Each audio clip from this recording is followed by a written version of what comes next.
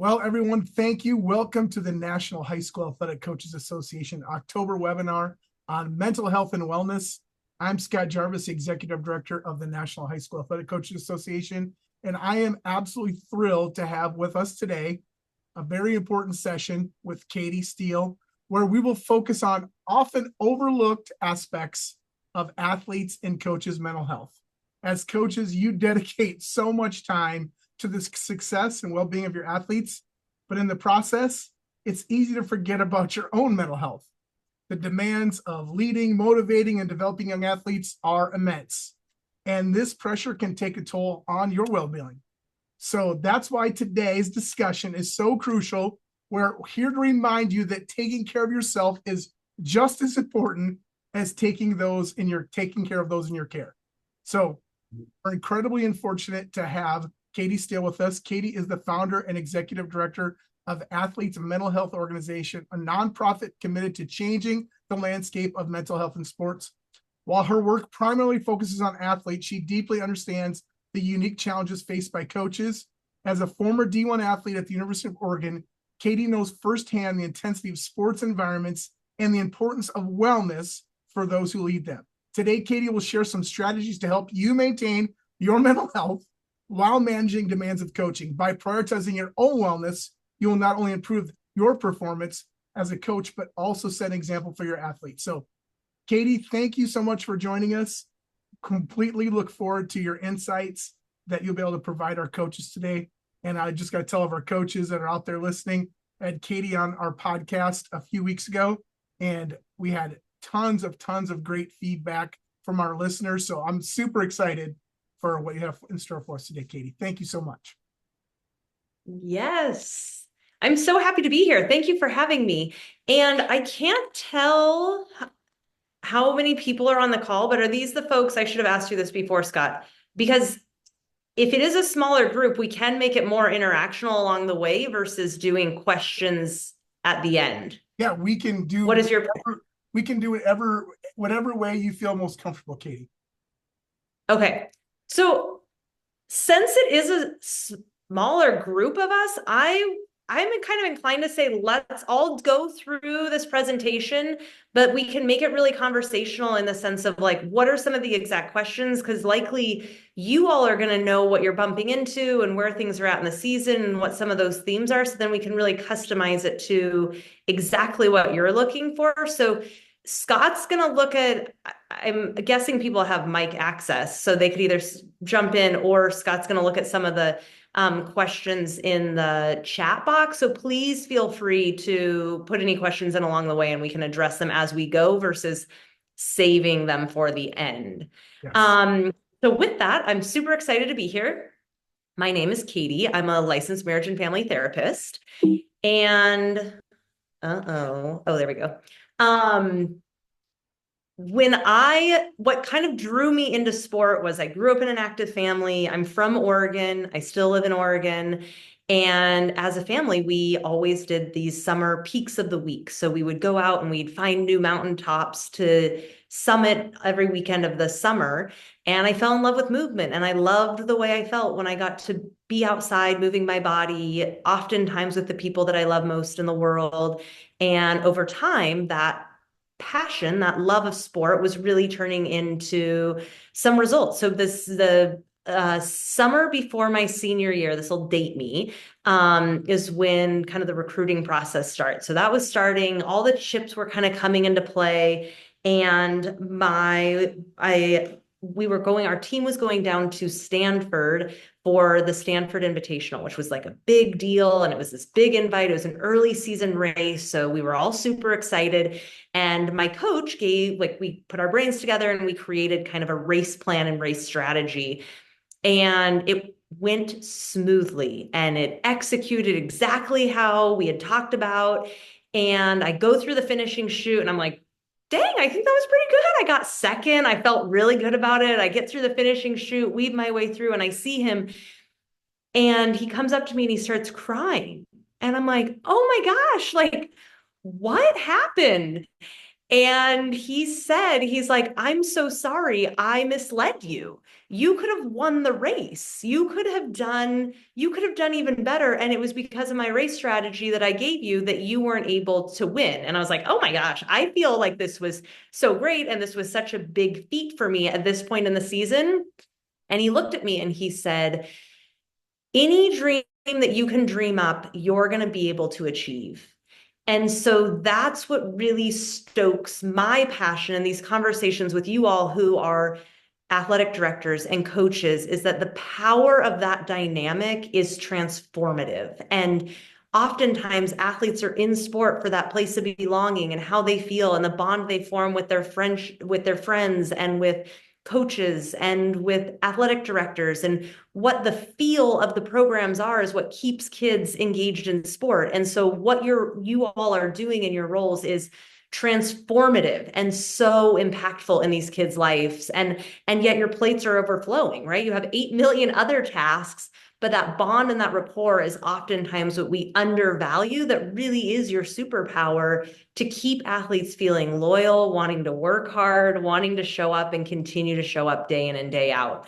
So I bow down to you all because it's really a profound role that has a lifelong impact on these athletes. So any training that I do, I always start it with this moment of pause for each person to kind of assess, what is your mental health bias? Because we all have one, whether that's somebody should work harder, they should do mind over matter, they aren't trying hard enough, they aren't paying attention, right? They're a head case.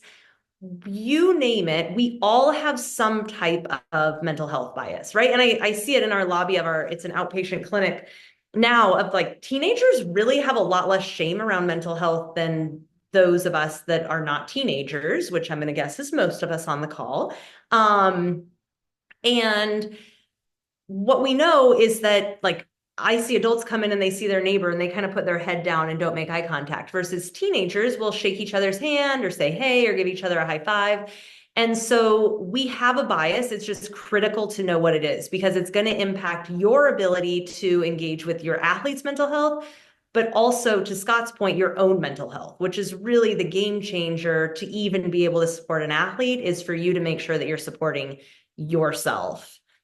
So this is an interesting statistic that only 10% of college athletes with known mental health conditions sought care from a mental health professional, which that's low, right? And what the studies show is that there's still lack of access, stigma, and not being able to identify what was going on for them. And so this is why these conversations with sports systems is so important, is because we know that early intervention works. And just like, I'm going to guess, you all have some protocol in place for physical ailments, whether that's an ankle sprain or a stress fracture or some type of injury. There's a response in place, and we need that same type of protocol in place for mental health. We need to make sure that athletes know what to do if there's a mental health need, and coaches know what to do.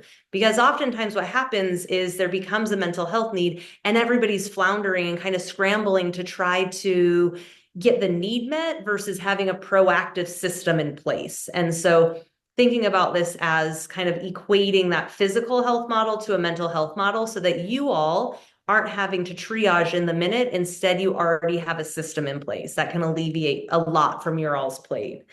One of the reasons I like this topic so much is the contradiction that lies in it. We heard from a lot of coaches in the process of writing The Price She Pays that we were trying to make sports soft.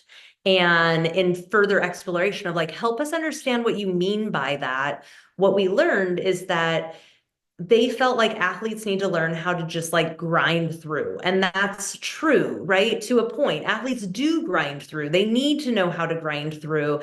And most of them do. Generally, for athletes, their toughest critic is themselves, right? If they aren't, they likely aren't even really wanting to be there anyway. But for most athletes, they have this level of dissociation. They can disconnect from self in order to push through the discomfort, to wake up for the 5 a.m. practices, to bench the heavier weight, to push through a competition when they're already deeply fatigued. And what we know is required for optimized mental health is deep connection to self. And so what we're looking for within athletic programs is to merge those two of being able to know, here's the time I need to be in overdrive. And if it's not a key training block or a competition, how can I also learn how to downshift? And that goes for athletes, but it also goes for coaches. Coaches will go, go, go, go, go. And they're getting texts from students, from parents. There's a constant revolving door around needs, right? Things that you're having to create the plays, you're having to create the structure, the schedule, who has gym time at what time. So you have 8 million things going on. And so it's really important that in athletic systems, we're learning how to downshift. What are some of those periods for recovery? And do I need to be burning on all fuel cylinders right now? Or can I downshift and save some of that fuel for a more optimized time? So we have to be somewhat strategic. Any thoughts or questions at this point? Scott, just flag me if something comes in and we can kind I of go from there. I just have a quick question for that, Katie, Yeah, especially as it pertains to the coaches having all those, plates they're kind of spinning. I always kind yeah. of view coaches as like they got all these plates are spinning on this, this stick, and they're just going around and running around. What are some things that you have found, for leaders in sport to be able to spin all those plates, juggle all those balls, and still find a little bit of balance? And you talked about that downshift. Can you talk about that a little bit more, and maybe some strategies that the coaches and maybe even athletes, that coaches could teach their athletes that they could use to know when it's okay to downshift, or know it's okay, like, okay, I can put 3 balls down and I only need to juggle 2 right now. Yeah. Yeah. Yeah. No, it's a great question. And oftentimes there's this fear of, if I downshift, all the dominoes are going to fall over, right? Like, I'm having to stay at this cadence. Like, if we picture a treadmill and the speed keeps getting faster and faster and faster, but we start running slower, eventually your feet are going to come out from under you and you're going to fall, right? So that's the fear of, if we downshift, like, all these things are going to compound on themselves. But in reality, if we can intervene, we're able to get more done. And I think that's part of the confusion for a lot of, whether it's coaches or athletes, is that when we downshift, we actually are then able to ask more of ourselves, because we're able to be strategic with how we're using that. So then there can actually be higher expectations and your threshold actually rises. So the best thing I can think of for athletes or coaches to use is, you picture a pie chart. There's 150%, right? You'll hear people be like, they gave it 150%. And I'm like, impossible, right? Like, there is not such thing. Athletes would love it and coaches would love it if there was 150%, right? So you have 100%. That includes sleep, that includes recovery, and that includes eating. So all of a sudden, you're now already taking a pretty significant wedge of that pie. You have to choose each day, how are you going to allocate the specific percentages? And if there isn't time for recovery and you're just going like a conveyor belt, people will burn out. We know that coaches are leaving the field because of exactly the things you're naming, right? Their plates are overflowing and it's impossible to sustain. Yet we need really solid coaches. So we need coaches identifying, I only have 100% to give. I have to make sure that I'm actually recovering, that I'm getting some rest, and then I'm having some fun, like doing some like extracurriculars and hobbies, because then you're going to show up and you are going to be able to utilize overdrive in a different way, versus your overdrive is going to start to short out and then you're only going to have 4th gear. So you want to preserve overdrive. And so you either choose when you're going to downshift. Okay, I'm going home. It's 6 o'clock. Practice has ended. I'm going home and I'm going to shut my computer. None of the parents' emails actually need to get responded to tonight. If it waits until tomorrow, that's just fine, right? None of this is going to be a crisis. And in fact, coaches are not first responders for a crisis. We have emergency services for that reason. Use those. If a family has a need, they need to use those. It is not you. You are not that first point of contact. And so then you have to create some really clear boundaries so that you can recharge, so that you then preserve your overdrive, versus getting shorted out at fourth gear because you burned out 5th. Right. So intervene early and have some built-in structured time would be my primary thing, with keeping in mind that kind of pie chart. And Does that answer that question? Yeah, that was awesome. Because you mentioned 2 things there that really made me think. Number one was, you talked about when you downshift, you have that time to reflect. I think that's really important. Yep. I was glad that you said that, because as coaches, sometimes we don't have time to do that because we're always going on to the next thing. The second thing that you Totally. said that I think resonates with coaches a lot right now is that just overwhelming feeling that they have to go 100% all the time. And then they're dealing with, the stresses of parents calling them up and screaming at them, just relentless. I feel like our coaches are just getting bombarded all the time.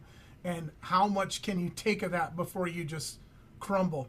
Could you talk a little Yeah. bit about how can coaches, take that, what I would call just ruthless, relentless, feedback. It's not really constructive feedback. It's just hurtful, we want to make you feel bad feedback. How do they take that in and then have that time to downshift, reflect, and then still go out and do, the job that they need to do for the kids? Because that, Yeah. to me, it was so hard. Yeah. Oh, it is so hard, right? And it's so cutting oftentimes and Yeah. reactionary. And so I actually did a parents training for an organization last night. And I think that's a really good tactic, because what you're doing is you're addressing it head on and you're saying, here is what your role is as the parent. You are the parent. I am the coach. Your role is to be supportive, to cheer on your kid, to believe in them, and hopefully you trust us to coach your kid. Mm-hmm. Our job is to be their coach, right? Right. That is not your job. You need to trust us. Here are your boundaries. Here's what you can expect from us. And most of these people are ADs or coaches in high school, right? Yes. So they're not coaching 9-year-olds. Like, the high schoolers are very competent human beings, and we need to also trust them to be the advocate for themselves, right? And Yeah. oftentimes the conversation I have with parents when they're all up in arms about like some league or some coach, the first thing is always, you seem, I'm going to use like pretty blunt language, you seem really activated. You are dysregulated. Is this something your kid is worried about, or is this something you're worried about? Is your That's kid worried perfect about right the there. playtime, Yes. or are you worried about the playtime? And oftentimes the kids are fine. Mm-hmm. And so really, I would encourage all leagues to come up with very clear boundaries and lay them out at the beginning of the season so that parents know what the expectation are. Because oftentimes when things go awry, it's with misaligned expectations. So you want to sync those up right out of the gate so parents know, I'm not going to respond to your email. Your kid's 14 to 18, they can come to me. They can come to me. I'll make sure that I touch base with them. If you get a parent email from one of the parents, you go directly to the athlete and you say, hey, athlete, I got an email from your dad last night. Your dad's concerned about your playtime. How are you feeling about your playtime? And you get to have the conversation with the athlete directly. Dad doesn't need to be involved. Mom doesn't need to be involved. This is a conversation that can happen with the kid. And what I will say, and I say this in any parent training I do, the time in which that is the exception is if there is abuse or harm happening. Right. Then intervention and parent involvement is critical. But in these things that are oftentimes like, I didn't like the playtime my kid got. Why do you have her, him, whoever on this position? They should have done whatever. And it's like, come on, not your lane. Right. So clear boundaries with parents is critical. And for coach preservation, right? The coaches are managing so much already. They don't need to be managing parents. Right. And if parents can't trust you as the coach or you as the program, there are a lot of options out there, right? There are other opportunities. There has to be a level of trust. And so that's where really kind preseason agreements from everybody goes a very long way.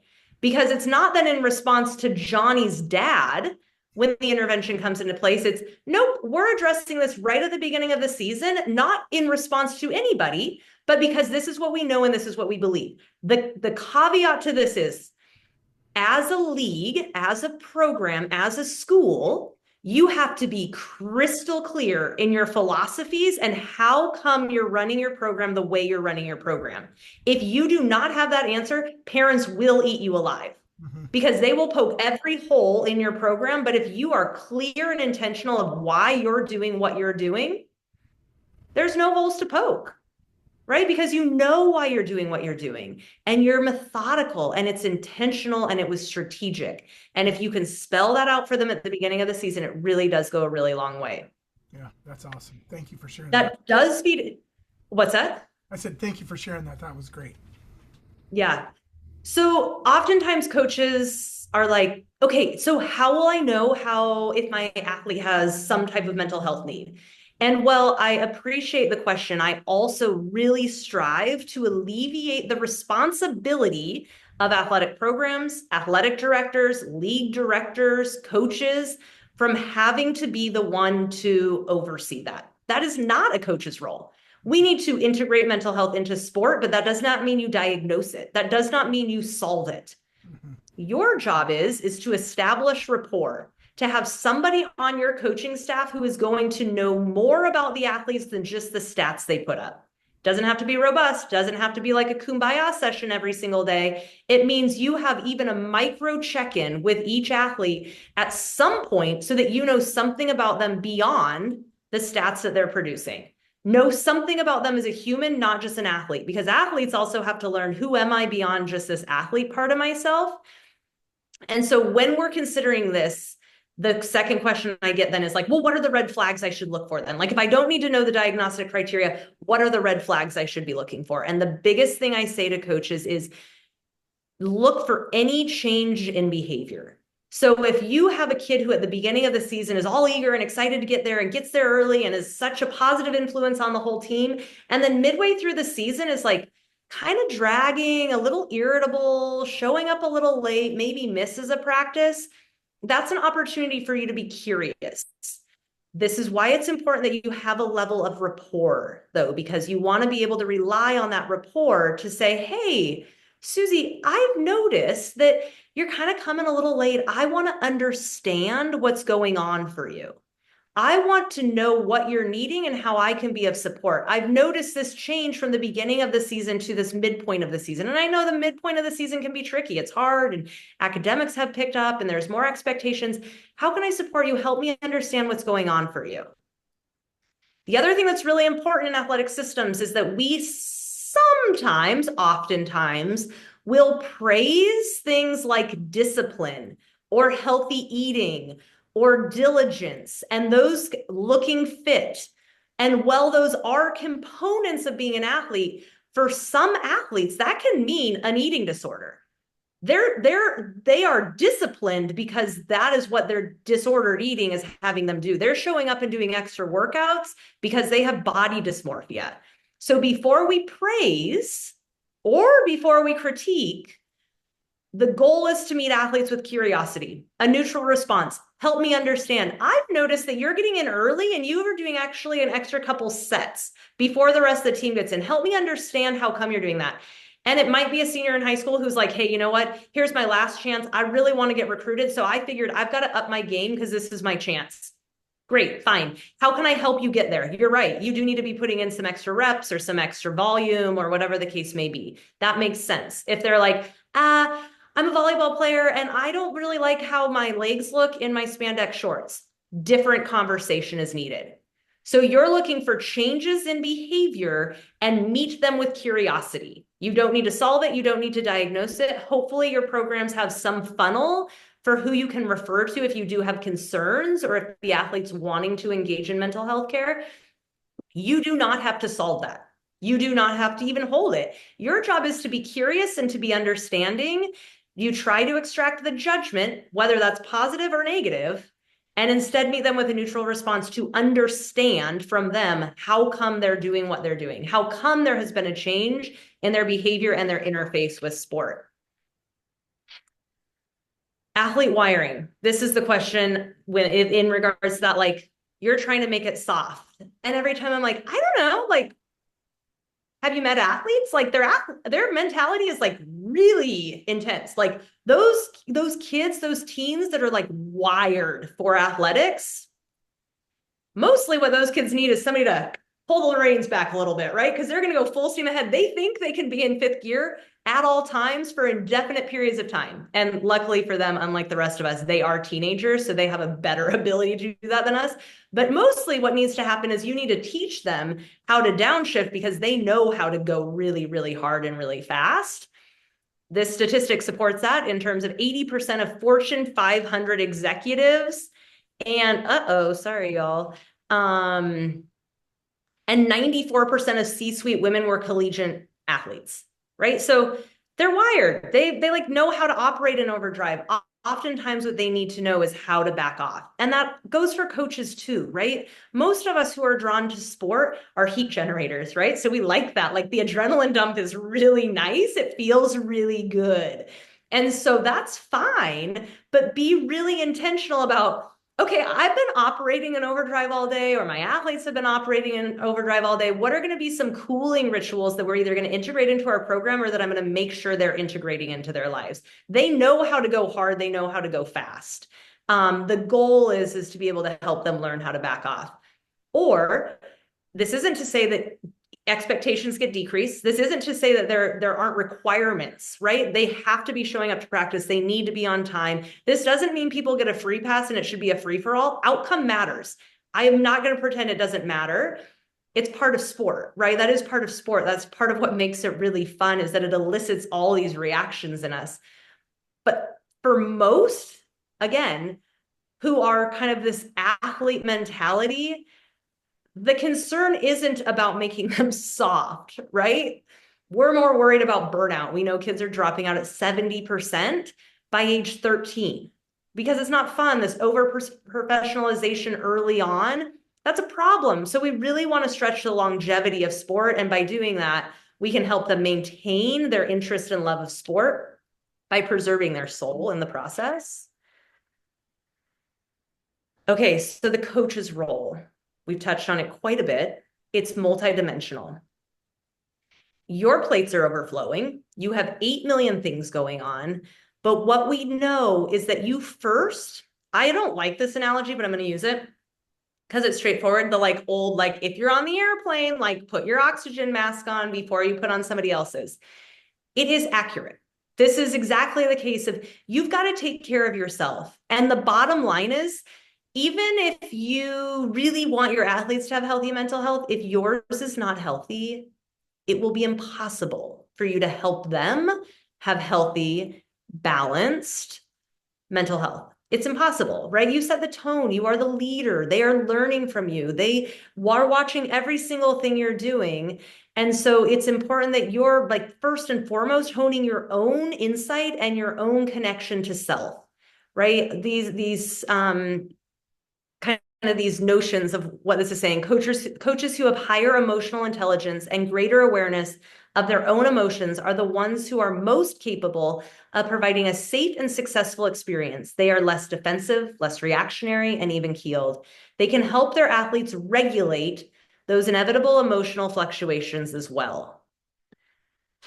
So what I don't want this to do is feel like, oh my gosh, like, and I don't know if any of you all are parents, but I oftentimes, I'm not a coach, so bear with me. This is like a little bit of a loose association, but I think it fits. I'll oftentimes look at my kids and I'm like, holy cow, like, what are you all doing? Why are you acting like that? That's so strange.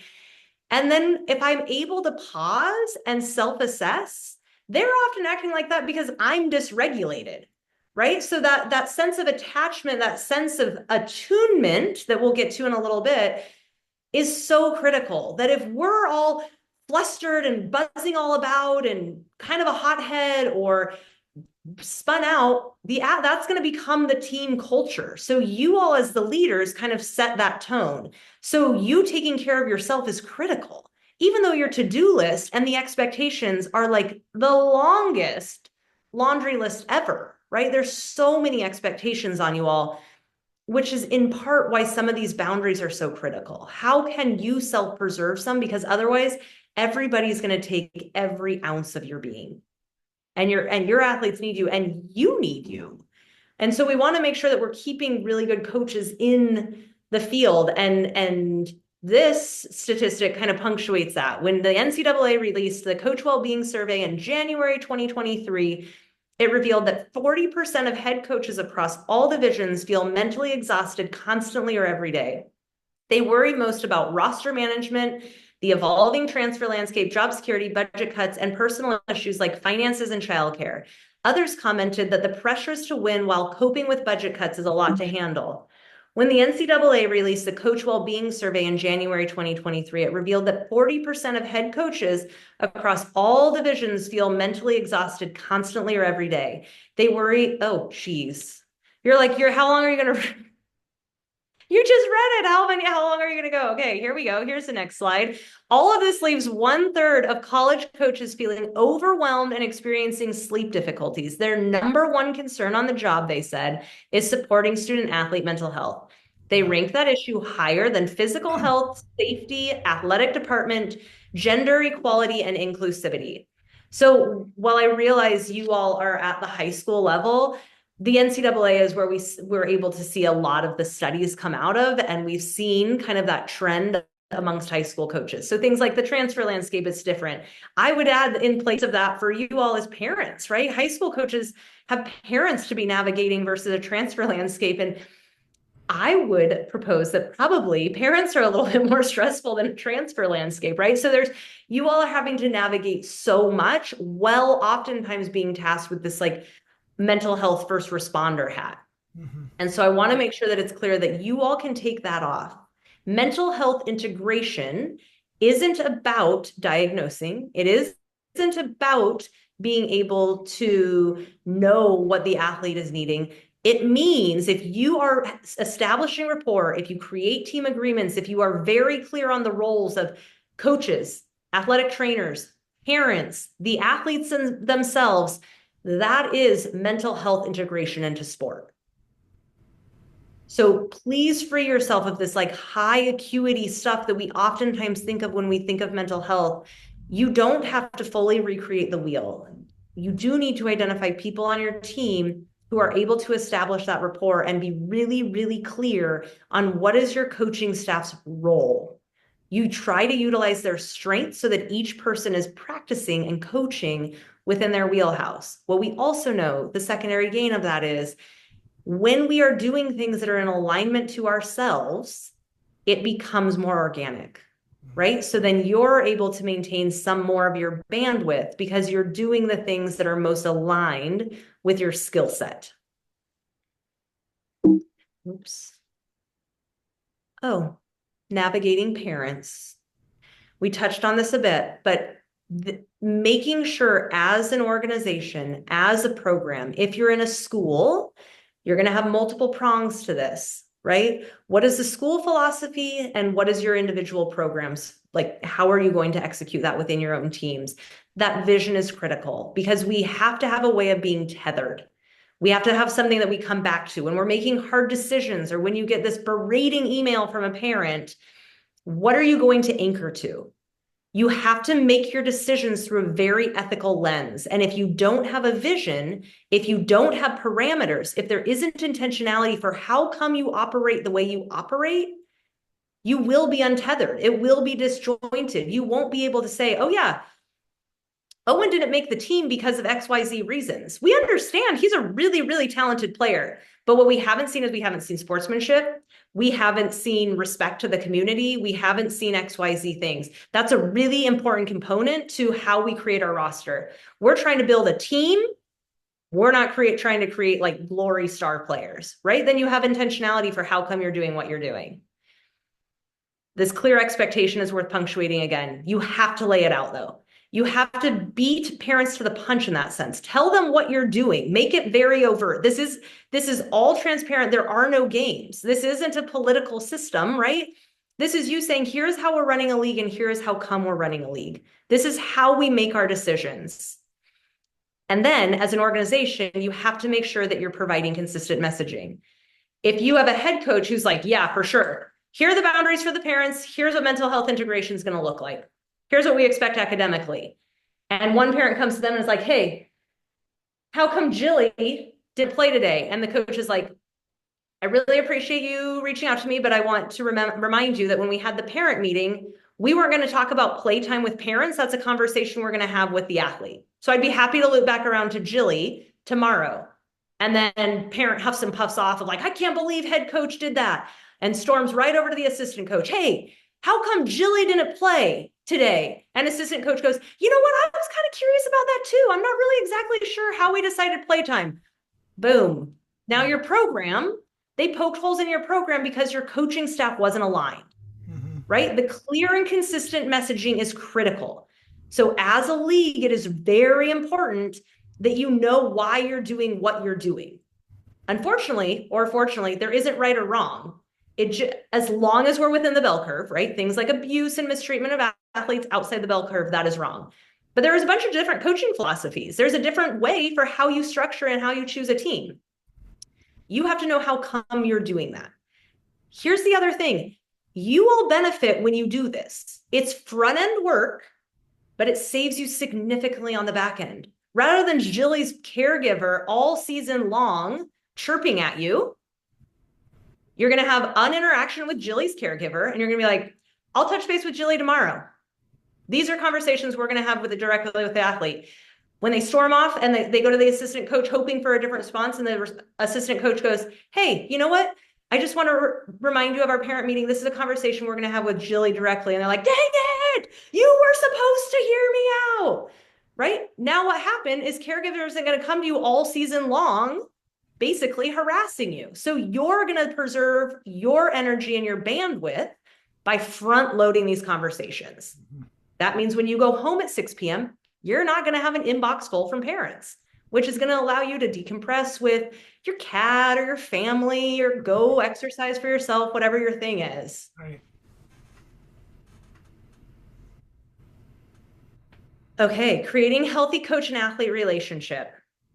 Hopefully at this point, you all are like, yeah, we get it. You're kind of being redundant. That is the whole, the whole point isn't to blast you with 8 million different tactics. It's to really distill down. There are a couple key tenets.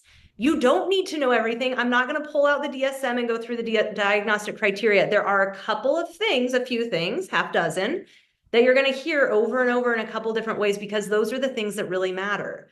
Coaches and staff roles. Who's doing what? You don't want redundancy in roles. Again, saves you in your bandwidth, makes it very clear for the athlete who they're supposed to go to. When we think about mental health in particular, oftentimes what we hear from athletes is, I didn't know who to go to, and I didn't know if I was going to be punished. So they wait. They don't tell you at the first sign of like, I'm feeling less motivated to show up to practice. They wait until they have depression and they can't get out of bed. And then it's like, hey, where have you been? And they're like, I'm sorry, I just got diagnosed with depression and that's why I haven't been able to be into practice. Versus if there's something going on interpersonally, some type of emotional, mental health need, who are they supposed to go to and what does that process look like? These team agreements, kind of same thing with the parent meeting.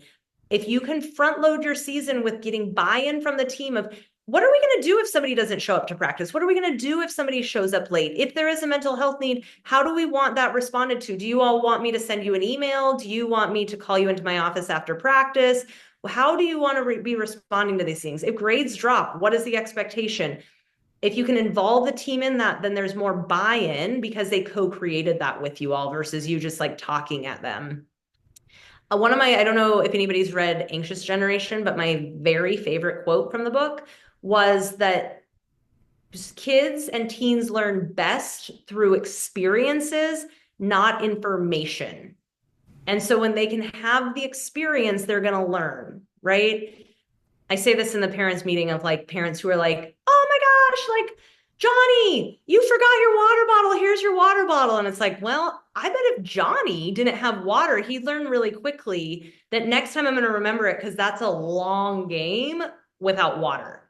Right? So let them have the experiences so that they can then learn versus telling them. There has to be this experience created. There's going to be things like plays and things of that nature that you will have to tell them, but you try to make things as experiential as possible. You will get more buy-in.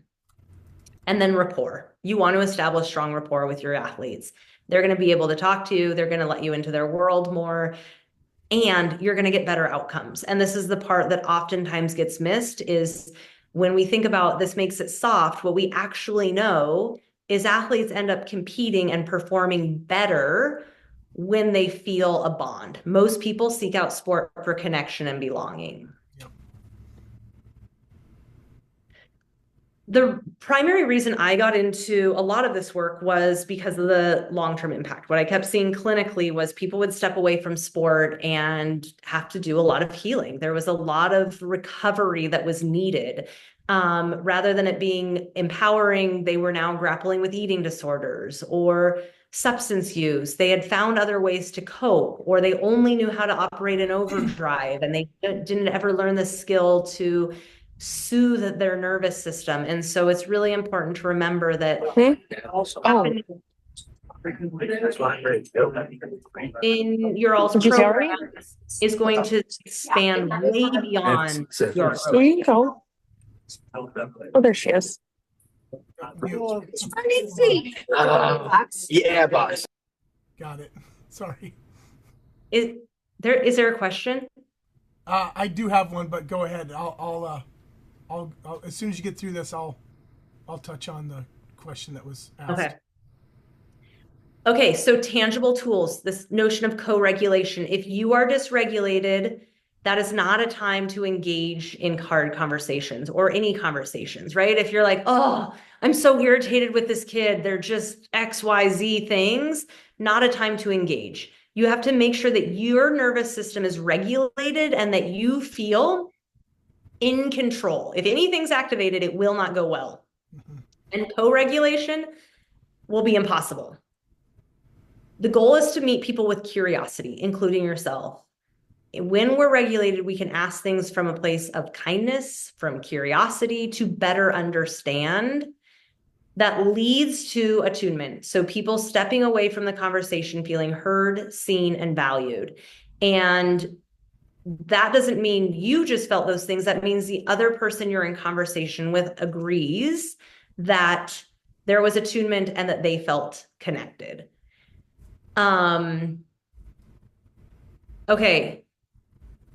Last thing I'll punctuate, mental health is a systems level issue. So there's a lot on coaches' plates. There's a lot on parents' plates, honestly. There's a lot, and it really is a systemic breakdown. There's such a need from a systems level. So things like rapport and curiosity and regulation, all of those things go a really long way. So please, please, please give yourself credit and don't undervalue what you're doing, because you're making a huge impact and your athletes are really lucky to have you. The fact that you're on this call says that you care about your teams so, so much. So Katie, we did have a question. Coach Ray asked, he's at a small school because about 119 kids in his high school, and he's the athletic trainer, the elementary coach, the junior high coach, the high school coach. He asked, how should I break down my roles down? I've been doing this for 28 years and agree with boundaries and upfront expectations. So how does he do that? Because this is I would tell you that this is probably 90% of our coaches are doing probably way more because they're always saying yes because they want to make a positive impact on kids.